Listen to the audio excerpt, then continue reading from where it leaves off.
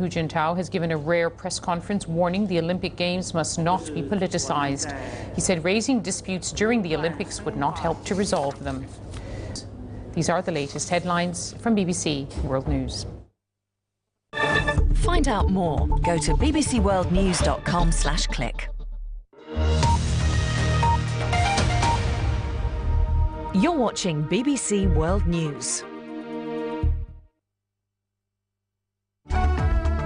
Focus Asia Business Leaders is proudly sponsored by the University of Hong Kong.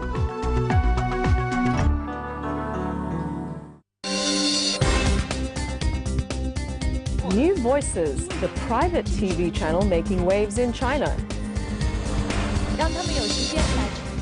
Pushing the boundaries, how its reporters cover topics previously thought off limits.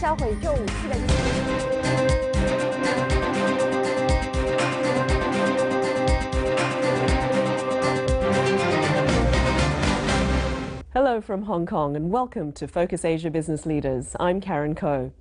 In this series, we go behind the scenes with some of Asia's top executives. Our subject in this program is a man who's changed the face of TV news in China. Liu Changle worked as a farmer, a laborer, and a colonel in the Chinese army before becoming a journalist. He then went on into the world of business before entering satellite television. Jim Laurie has more.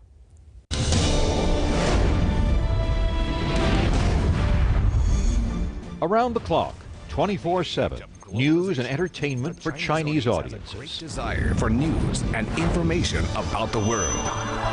They want Hong Kong broadcaster Feng Huang, or Phoenix Satellite Television, has spread its wings across the border, where the Communist Party traditionally controls all media. When Phoenix reported on big events like the Hong Kong handover, the angles we chose were completely different than those chosen by TV stations in mainland China. We provided more information in an entertaining style. Today, the broadcaster's flagship channel, Phoenix Chinese, a mix of talk shows, news, and entertainment, can be seen in an estimated 55 million households in mainland China. And through its all-news Info News channel, 30 million households. With 5 channels in all, Phoenix broadcasts span the globe, reaching overseas Chinese in Europe, North America, and across Asia as well. The man who gave rise to Phoenix is Shanghai-born Liu Changle. Well, he has a vision. He has a passion as well.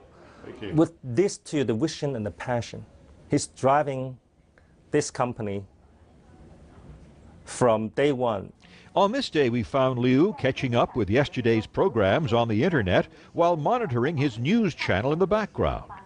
He's just flown in from Beijing for a Phoenix board meeting, a Bank of China ceremony, and then he'll catch a 13-hour flight to Los Angeles.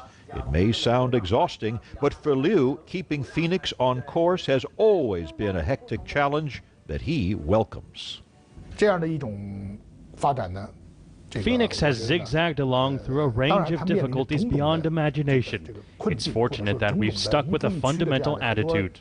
When we prepare news and commentary, we keep an active, well-intentioned, and constructive attitude toward China's opening up and reform. To critics, that news philosophy is the equivalent of self-censorship, doing things Beijing's way.